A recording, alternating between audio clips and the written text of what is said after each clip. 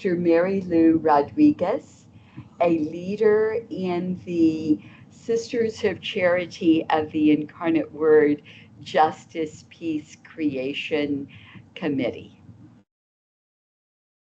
We are here for the International Season of Creation on the topic of social ecological justice.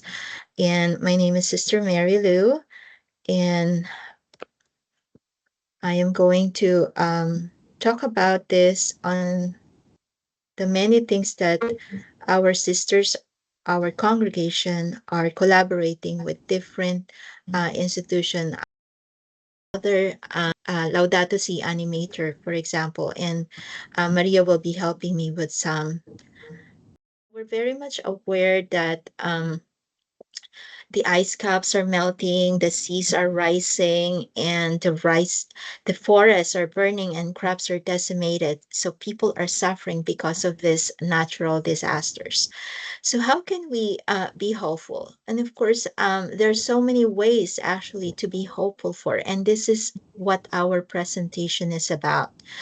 And we would like us to be an instruments of God peace, and where there is despair, let us sow hope. And that is what Saint Francis actually imparted to us. We can sow hope by taking action. And so let us explore how to be sowers of hope and climate of hope by being aware and discovering the things that we can do personally and collectively. So so with our presentation, we're gonna have a discussion on what is Laudato Si for some people who may not necessarily know Laudato Si, because sometimes I would ask people in the parishes or even some of the people I would encounter, they don't know what it is. And I would also check on or share with you the ecological actions that are being done in United States. And based on this ecological actions, what can we do? But we are definitely going to take a pause and be more aware of our actions and part. So here we are for our reflection. Um, so we are either we're going on despair or grief because of the climate crisis, or we are going on climate hope. So we are going left or going right. Where do we stand? So let's just kind of take a moment where our feelings are in terms of climate crisis.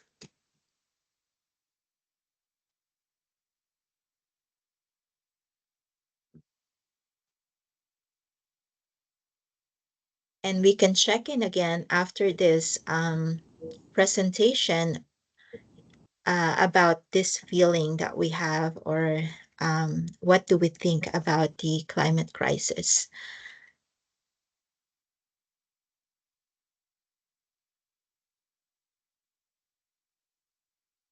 And so here, what does Laudato Si mean? So I have Maria Trevino, our regional collaborator for Laudato Si, and we're very glad to have her here in our presentation so we can hear from her about this Laudato Si.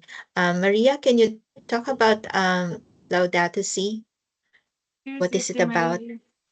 Sure, Sister Marylou. Thank you so much for the invitation. Thank you so much, Sister Marta.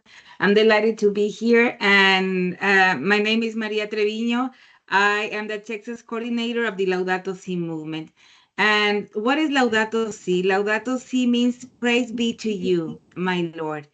And are the words of the beautiful canticle of Saint Francis of Assisi. And he reminds us that our common home is like a sister who shares our life and the beautiful mother that embraces. And at the same time, that's why I had the picture of Saint Francis of Assisi and Pope Francis, because at the same time, Pope Francis wrote a letter to all people of goodwill. He responded to the cry of the poor and the cry of the earth. And also in 2015, that's why next year is going to be a great year because we're celebrating the 800 years of the Canticle of the Creatures of St. Francis of Assisi, 10 years of the encyclical Laudato Si, and also the 10 years of the Laudato Si movement. The Laudato Si movement is a global organization, and we inspire and mobilize the Catholic community to care for our common home and achieve climate and ecological justice in collaboration with all people of goodwill. And we have three goals, very, very important: to have this ecological conversion, to be in love of creation, be responsible to repair our creation, have this sustainability lifestyle, reduce our footprint, and also have this prophetic voice. We have to talk about what is happening in our common home and how can we collaborate to repair it. And as I mentioned, we have to respond to the cry of the most vulnerable, impacted of climate change, and most of all, the cry of the earth, because it's the one that sustains us. And I just want to talk a little bit about Laudato Si movement. We are over 10,000 Laudato Si animators. We have 900 organizations members. We are around 115 countries, and we are located in all the world, in the five continents. And my role in here in Texas is to bring more people to respond to the message of Laudato Si. And I am so blessed that we have a chapter, a Texas chapter. The Laudato Si movement have chapters, have also Laudato Si circles, we have animators, but the chapters have a big role. And for Texas, we have a big group of people from many areas of the state: San Antonio, El Paso, Austin, Houston, and we want to bring to each parish the message of Laudato Si. And also, we want to encourage all the archdiocese of Texas to enroll to the Laudato Si Action platform. So we are so blessed that now we have the Diocese of El Paso, we have the Archdiocese of San Antonio, that they just had a mass to celebrate Season of Creation like 2 or 3 weeks ago. They already sign up for the action platform, and this is a great achievement that we have till now. And I'm so happy because since we are living Season of Creation, we are having this celebration that started September 4th, first, and will end on October 4th.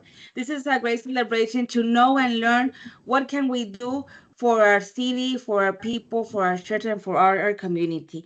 So this is a little bit about what are we doing right now in Texas and all the world. And the invitation is to keep having hope and action. We have, like, I always believe that we have three main things that we have to do as faith people: pray, listen, and act. And most of all, have hope. So thank you so much, Sister Marylou, and I pass it to you again.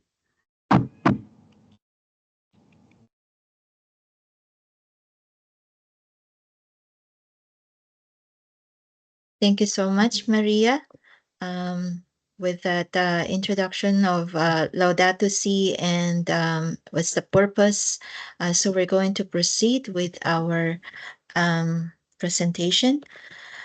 So the idea about Laudato Si is that Pope Francis created this document, which is a letter to all people of the world.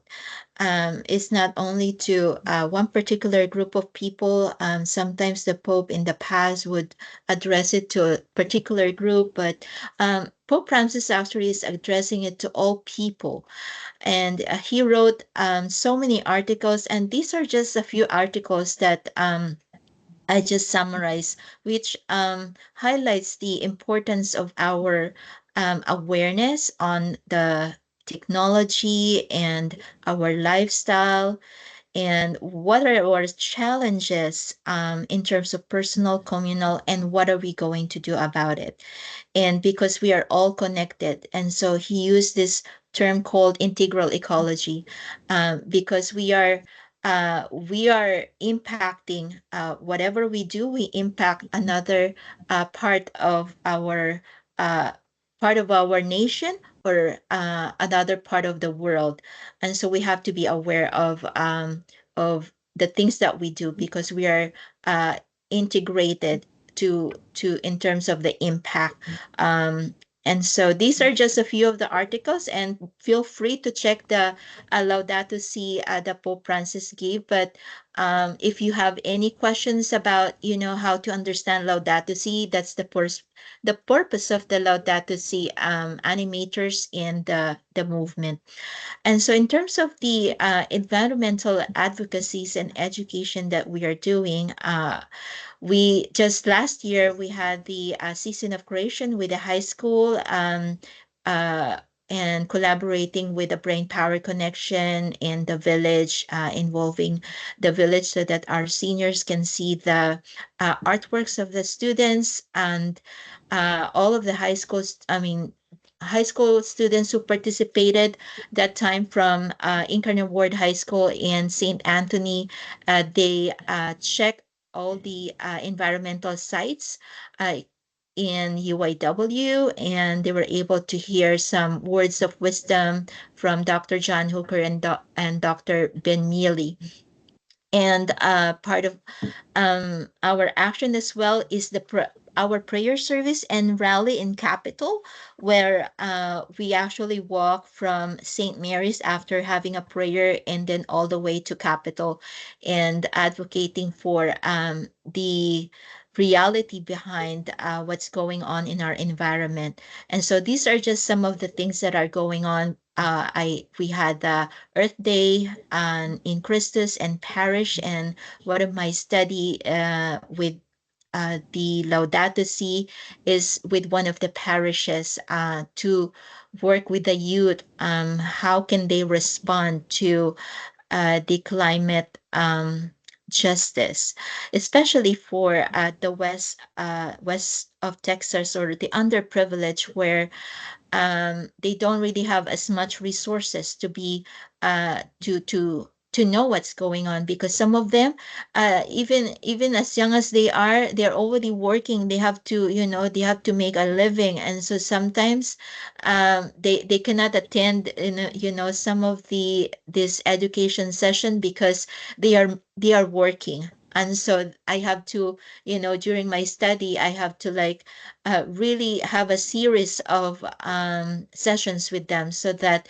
I can have several opportunities, so that we can spread the message of Laudato Si, how we can care for our common home. And the study is about how do we implement the care of our common home, the sustainability in parish level, because there are things that we can do in parish level, such as, using real utensils, reusable utensils, and other items that we normally sometimes disregard, instead of using disposable items. And so we tried for that whole 8 weeks, how can we be sustainable in terms of the events in parish. And another thing to think about the sustainable is that, as part of our lifestyle, we have to understand, are we adding harm to the environment, or are we introducing harm to the environment? Are we reusing or fixing something that is broken so that maybe we can reuse it rather than buying? Or can we create it or make it at home using the resources that we have? Or are we using, disposable products, and therefore we are adding trash and more carbon footprint in our world? Or can we enjoy the nature in terms of going to the gym? If you have a beautiful nature, beautiful weather, why not go out and enjoy the nature? And so with the commercial, with the groceries and commercial things that we buy, we can think about all of these ways how to be sustainable. And of course, as you can see this diagram right here in the image, um, the bottom is actually the worst, where if you are throwing something, that's the worst. If you are refusing carbon footprint, or the large carbon footprint, that is actually the best. If you're redesigning something so that there are less carbon footprint, that is the best. So this is one way where, in fact, anybody can do this. We're talking about lifestyle here. It's not just focus on a certain organization, a school, or a particular group of people. This is something that everybody can do. So this is an invitation to reflect on how to be sustainable using these questions. And these are some of the movements that over the years, these are the movements who have been advocating, people who are advocating for various causes of the environment. So meaning the Laudato Si movement is not a new movement. Who have been fighting for environmental, socio-environmental justice or socio-ecological justice. The Chipko movement, this is a movement that is the actually won the battle regarding the for regarding the trees. So in India, the women actually fought for stopping the deforestation. And then we have a climate strike of 2019. It was initiated by Greta. She was only yet a very young teenager at that time. And she encouraged all the young people to be aware and advocate for the rights to have a better environment, a better future. And so we have a lot of green movements in the late 19th century, like Greenpeace, Earth Day, and so many other things, Shara Club, and of course the Mothers for Peace, who is that is an advocate for anti-nuclear and energy and other things nuclear.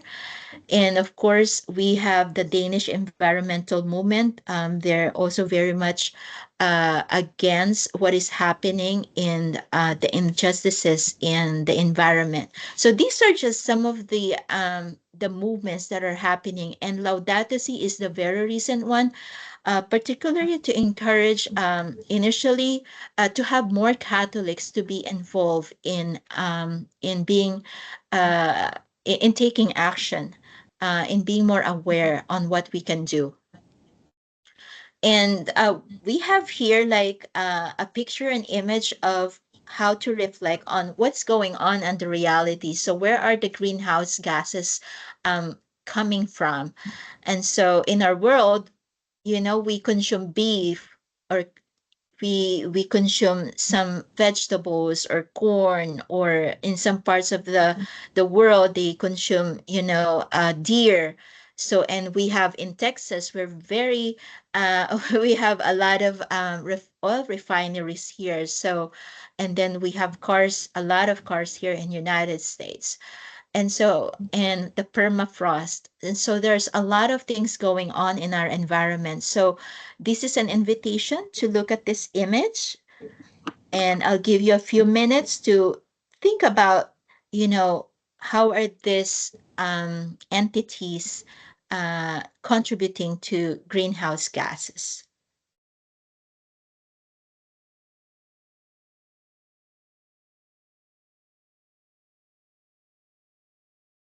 Okay, so we proceed. So these are the entities, and let's say when we are cutting the trees through deforestation. So of course we have less, traction on the soil. Therefore, there will be soil erosion.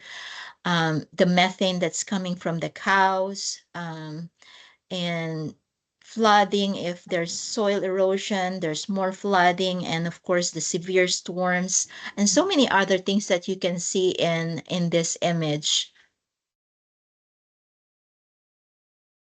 And so this is the greenhouse effect. So this is pretty much like there's gases that are being trapped in the atmosphere.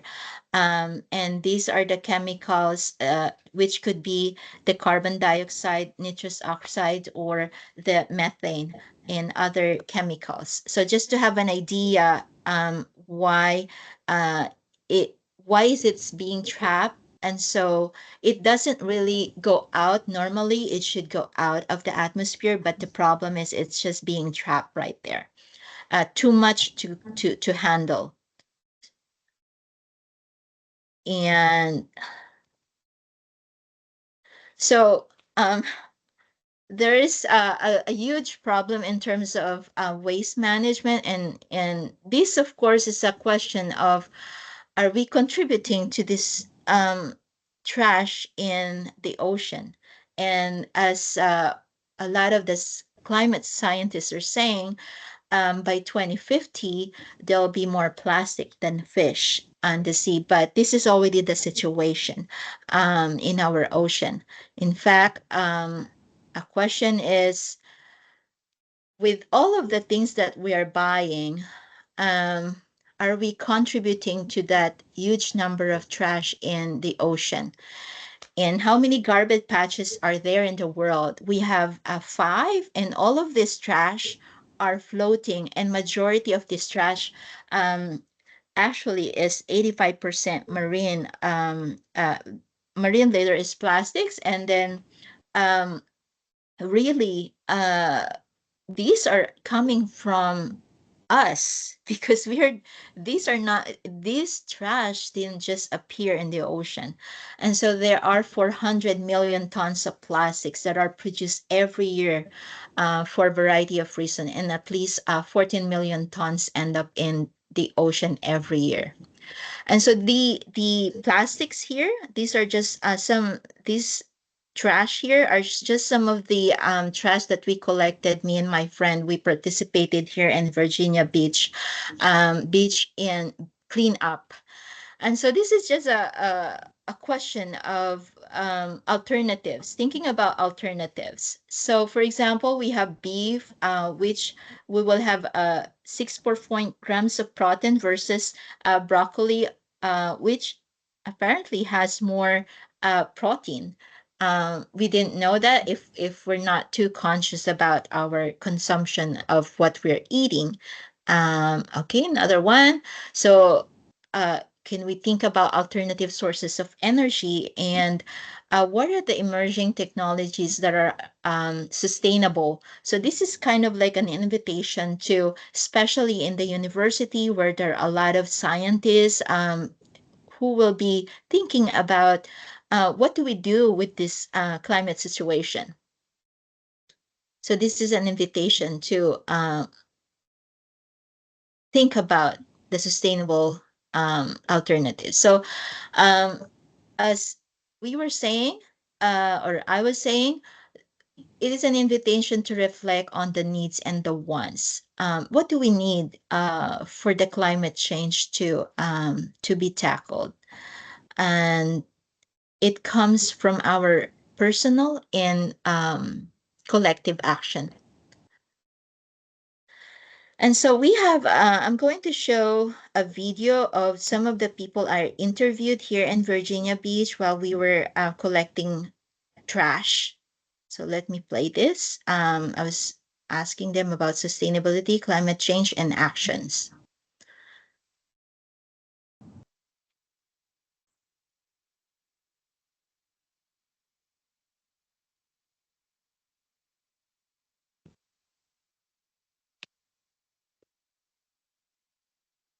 What do you think of sustainability? Um, it's tricky because of political and technical reasons. And technical, can you explain more about technical issues? Well, we are advancing in technology, and if we go slow, it makes it harder. If we go faster, it makes it easier, but for people to understand, they have to understand technology.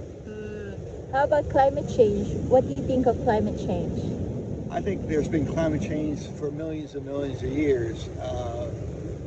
Humans contribute to it, but not significantly. How about what do you think we should do for sustainability and climate change? I think we should do international agreements where everybody's doing the same thing. If we're doing things that China's not doing things, then one cancels out the other. On a personal level, what do you do personally to contribute? I recycle everything, and I pick up things that should be recycled. Thank you, Doug. Hey, good afternoon. What's your name? I'm Alex. Hi, Alex. So, I'm just gonna ask you a few questions, regarding the International Season of Creation. What do you think of sustainability? Sorry, I don't know much about sustainability. Okay, no worries. What about the climate change? Have you heard anything about climate change, or what do you think I've of heard that? about it. I haven't done research on it, so I don't know. We just try to pick up our trash and be as clean as possible, and you know, I don't know, be nice when we're outside and do our best for recycling or everything. Okay. What about so is there anything that you think we should do to take care of the earth, or to have a better environment, or maybe to be more sustainable in our lifestyle, or any thoughts? I think I try to not to use too many plastic bags in my kids' lunch. If I could do recycle or reusable containers or something, or the trash cans on the beach help a lot. Like we were talking about how clean this beach is. Just I don't know, trying to. We have water bottles instead of plastic, so. That's wonderful. Thank you so much. What do you think of sustainability? Oh, I think it's really good. I think we should always be thinking about sustainability for the future, because not all of our resources are going to last forever. What do you think, Antonio, of sustainability? Yeah, I agree. It's great. We need to keep the planet clean. We need to keep it alive as much as possible and preserve all this beauty and keep everything nice and clean for the public. Nice. And what about climate change? What do you think of climate change? I think it's a very prevalent issue. There's a lot of evidence coming out that it's affecting even us on an individual level. The weather keeps changing, getting more severe because of climate change. So it's something that we really need to think about how to reverse, if there is a way to reverse it. What do you think, Antonio? Yeah, I think we need to keep moving toward, using electric and any other option we can to avoid, as many using as many fossil fuels and gas and everything. So I think we need to do a better job, and hopefully we keep moving forward. Hopefully it gets better in the future. Yeah. What do you think of you as an individual, or even systemic? What do you do for sustainability and climate change? I think I've been thinking a lot about single-use plastic, using a lot more my water bottle, refilling that instead of buying single-use plastic. I think that's maybe my main one as of now. Could be doing more. How about you, Antonio? Yeah, I agree with that, and recycling, and yeah, I guess we go to the grocery store too. They have sometimes paper or paper bags to get stuff plastic.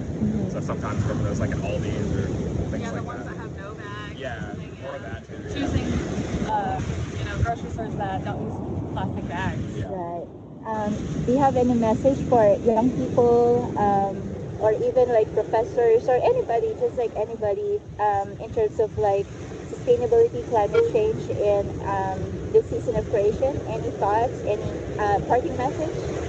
I think the message I would give is that most people that I at least interact with are very concerned about these issues, and we can do as much as we can, but we're a very small piece when companies and corporations are polluting and not thinking about sustainability. They're doing a lot more damage than we can even fix ourselves. So, each individual can do as much as they can, but if these corporations aren't doing anything, we're fighting a losing battle. How about you, Antonio? What do you think of your parting message for this issue?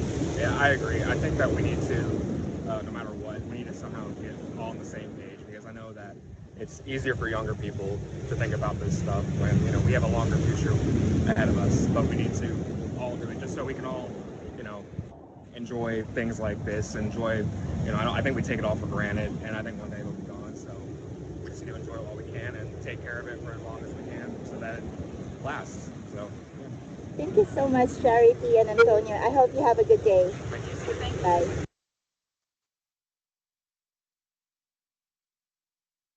Hi, good afternoon. What's your name? Colin Jesse, and I work with Virginia Beach Parks and Recreation. So I just have a few questions for you. What do you think of sustainability? I think sustainability is very important. It's about using the resources that we already have instead of investing in more resources and polluting our landfill. So that's why it's important to reduce, reuse, and recycle. And what about climate change? What do you think of climate change? A lot like sustainability, I think it's an important issue. My team personally, we oversee nearly all of our recycle programs for the city.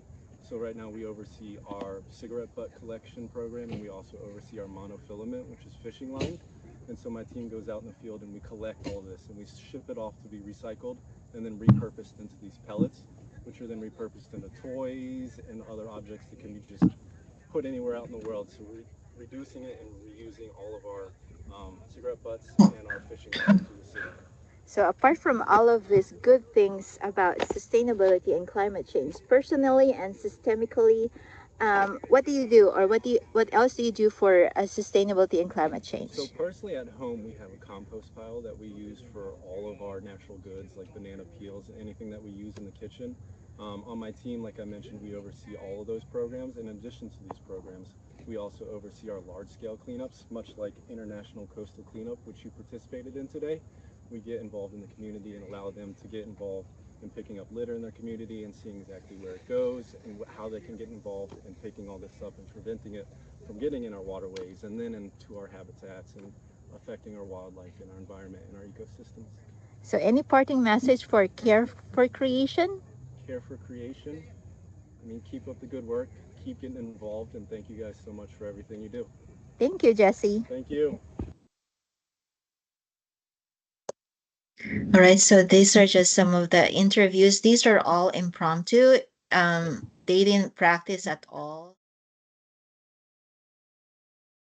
You can do so much as an individual. You don't have to wait for someone else to do something. No one is too small to make a difference. Never forget that. There's a place for everyone in this movement, and it just requires you to take it up. And that doesn't necessarily mean marching. It doesn't necessarily mean becoming an activist in the way that I am running the Green New Deal, but it could be in your workplace. It could be in your home. It could be in your flat, speaking to your neighbors and discussing how you can change, how your community runs. Are you going to start a community garden and petition your local MP? Being a part of this movement doesn't mean you have to be a part of this movement in a single form or in a single place. We can all be a part of this movement where we are. And even the young people were working very hard. And so I'm just going to flash some of this youth activist. And this is Nisreen El Saim, who was the part of the Youth Advisory Board in United Nations for climate change.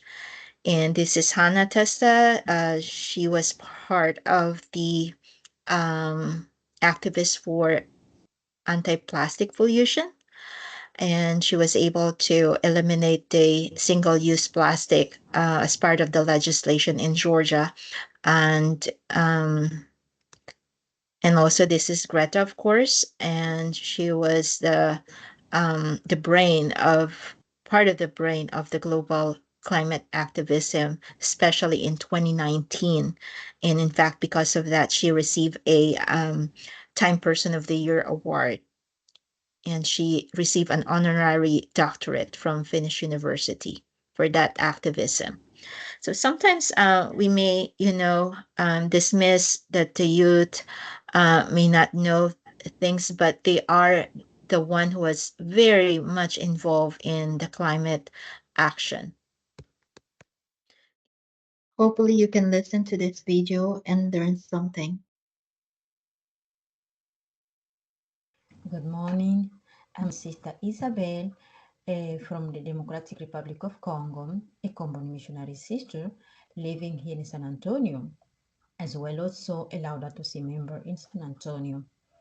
After having received the training of Laudato Si as a formator, I developed a project on the newness of the gospel that stimulates the commitment of youth people in the care of our common home by making small gestures that bring positive change in their parish. Change what we all of us long to see. As all of us, we are affected by the climate change. So what we did little things like picking up the garbage in the parish concession, recycling, composting the recycled organic waste to make a vegetable garden. So the youth, they commit themselves to make this small gesture whenever we have this gathering the parish. Whenever they arrive, they find waste here and there, bottles and whatever. And also some of them, they commit themselves to recycle the lids of the bottle of water. So we recycle a lot. And one of the parent used to go to Mexico and could bring these lids, the lids of the top of the bottle to Mexico. That there is a fabric which used to transform it for the good care of the children with cancer.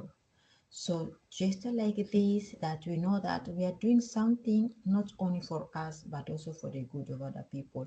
So this kind of awareness and the youth, you are really commitment. They understood the purpose.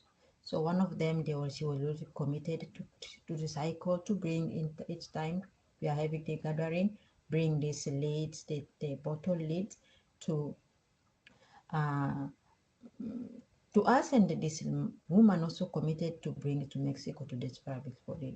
We know that we are doing something for other people. This is also the purpose of change. Uh-huh. Um, Actually, even in the parish, we didn't have a big space, so we compromised ourselves also to make a garden. Then we proposed to plant something like vegetable or flower, which will be for the benefit of the parish. And myself also in my community, being a religious and missionary, we have small places that with my sisters we commit ourselves to occupy that small place, planting something. And I've been also recycling all that which is those the vegetable or fruit waste. I will also mixing it with the dry leaves to make a kind of a fertilizer. So also where I was working, I'm working with a migrant in Catholic Charity Shelter, where we used to prepare a lot of coffee. And the waste of coffee, my coworker, they understood what I was doing, and they were keeping this waste of coffee for me. And I was also preparing the manure, the compost with it. And also some of my neighbors, they could see what I was doing. I was telling them what I've been doing, so they could keep for me whatever it was kind of vegetable waste. We had a food bank close.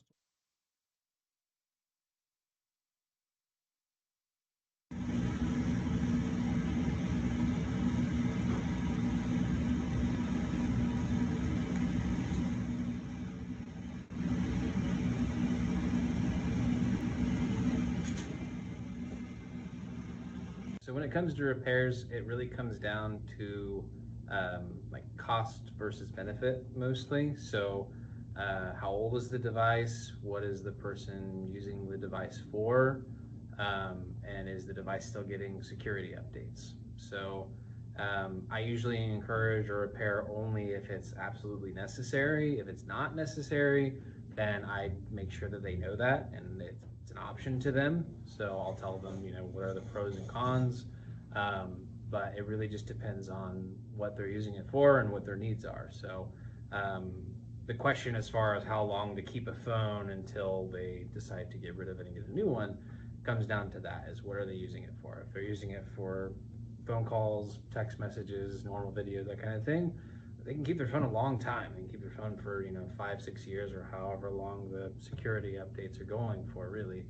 Um, but it really just depends on what their needs are. So as long as they're happy, we're happy to keep fixing it. And if it becomes to where the cost is in excess of how much the device is worth, I make sure people know that so that they at least can make an informed decision and say, okay, you know, this phone has sentimental value or it has data on it that I need or something like that.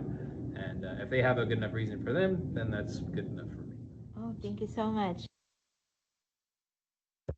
So these are some of the solutions that people are contributing to um, raising awareness, advocacies, and solutions to be sustainable. And in our congregation, our sisters, of course, we have as part of our sponsored ministries, Headwaters, and recently they actually are yet to be awarded. This City of San Antonio Climate Ready Grant and Environmental Fund of Texas, and they have other supporters. So they have a solar project coming up for for water and headwaters, and so you will see that as part of the sustainability and climate project, climate change project, and one of our sisters has a ministry, Weavers of Love. She is building community in Kingsville, and they have a beautiful garden, community garden. And from this garden, they are bringing some of this salad and vegetables in their soup kitchen, so that their participants and beneficiaries can really enjoy this fresh produce and vegetables from their garden. And their space also, their space, different rooms are being converted to for ministry as well. People can get used clothes for free, and for babies or for toddlers and shoes. These are donated. These are secondhand, and so people can actually go there. So nothing get wasted in this community. And somebody just donated a seat for this dental room, and they have a diabetes shoes. So this community, the Weavers of Love, they're doing a lot of sustainability there. So we have donated some amount of money so that they can have 10 trees, which they are going to plant soon during this fall season or the spring next year. And of course, with this, sustainability actions, Pope Francis said that, we are humble and yet we are essential. And so of course we have hope, because this is something that keep us moving forward. So that is what Pope Francis said in this message.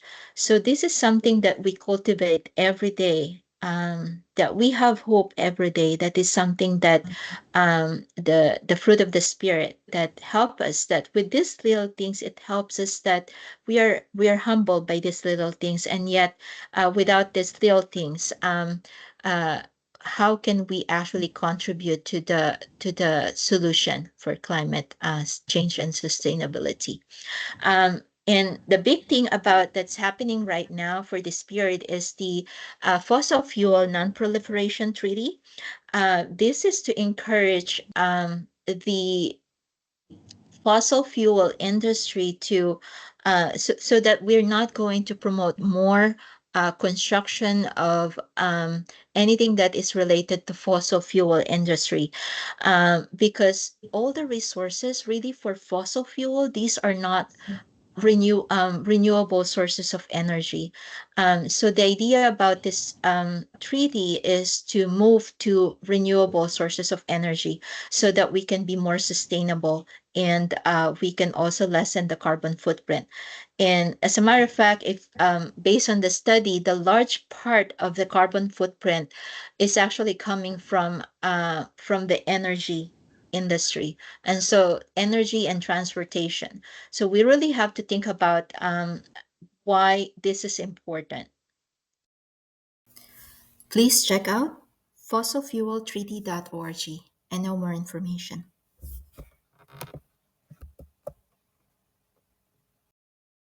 Right now, I'm just gonna ask Maria, who is our collaborator for Laudato Si movement, because Laudato Si movement is is aiming toward collective action. Like, what's the importance of engaging in Laudato Si movement and the things that you are doing? Yes, thank you, Sister Marylou. Well, the first invitation that I want to make to you is to join the Laudato Si Animator program, to be part of this global organization, global community of prayer and action. As I mentioned a while ago, we have chapters, we have Laudato Si circles, and we want to bring the message of Pope Francis to all people of goodwill. We need to talk more about it. Looking at the videos that you shared, Sister Marilu, we need more education, more information, and there's a lot of organizations out there. And if we have the opportunity to be volunteer, if you want to be part of the Laudato Si movement or other organizations that Sister Marilu mentioned, that is a good investment for your education and for our common home also. And the other thing is that we cannot stay only having hope. We need to act. And we need to look around what is happening around my neighbors, around my community, around Texas. That's why we are creating chapters. If you look around a little bit, how is our climate in Texas? How is our weather in San Antonio? We have been facing very hot temperatures. We have hurricanes. We have also earthquakes. Texas is not a state of earthquake. Last week we had an earthquake of 5.1 of magnitude over there in the West Texas. So we need to be we need to have more information what is happening and how are we responding to this. How are we going to respond to repair our common home and to respond to our people? Are we having clean water? Are we having clean air? I always believe that air and water are a gift of God. And sometimes these gifts are making us sick. So this is not possible. So we need to start working with the community, with your neighbors, with our parents, with our university. If our audience is from our students and teachers, let's get connected and be part of movements. And I would like to everybody join the Laudato Si Animator, but if we can also be part of others, that could be very helpful because this is an urgent call of Pope Francis and an urgent call of the voices that cannot we need to represent those voices that cannot talk. So that is the invitation, and just keep going talking about it and look for a solution with action, prayer, and hope. Thank you so much, Maria. So as we were saying, so this is not just personal action, but collective action. And the systemic action is very important because uh, we're not only focusing on one, but the whole uh, how we can be effective in all angles of the sustainability and climate action. Really, an invitation to ponder the personal actions and systemic change and projects that you would like to be part of, especially for school and universities where you're working with different students and where you are you have the position, you have the role to be able to engage with the students, the community, and these are really for the future and for the present because we are experiencing the effects and what's happening with the climate change. So let's take a moment, just a few moments to reflect on this.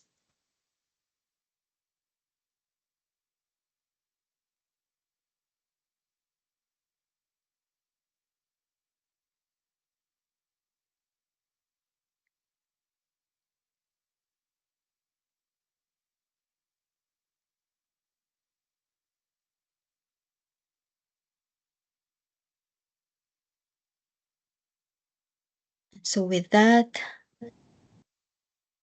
So Maria, what are you inspired to do personally? We are very active with the Laudato Si advocacy. Can you share what are your personal actions and apart from being a Laudato Si movement collaborator? Yes, thank you, Sister Marylou. Well, for Season of Creation, as you may know, we are also we're going to have elections. So I think it's very important to read, to know what is happening or what are the candidates are doing. So I think that is very important to try to get more information and to talk about the importance of to vote and also to bring the message of Laudato Si to the parishes or to my diocese. Since I live in Laredo, Texas, I think try to join our organization. We are having here in Laredo, like there's a coalition of clean air. So I'm trying to get involved also with that coalition to learn more what is happening in my area, as I mentioned, and just keep celebrating season of creation and sharing the invitation to all parishes. But yes, there are like my three main goals for this year. I know that we are almost finishing the 2024 year, but yes, a very important year of elections, of celebration, season of creation, and to be part of any coalition. Okay, yeah. Thank you, Maria. Yeah, apart from all the good things that we have already mentioned in this, in this video, I am really going to reach out to what's going on with other organizations to be aware of what do we need to do apart from what we already know. Um, and so once we know something, we can never unlearn it.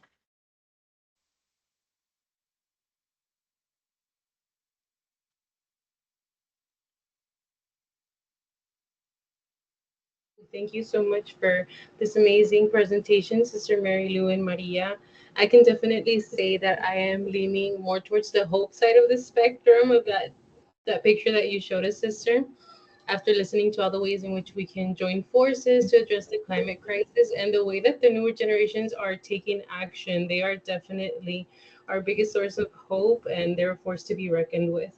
Thank you. On. So that really ends our presentation.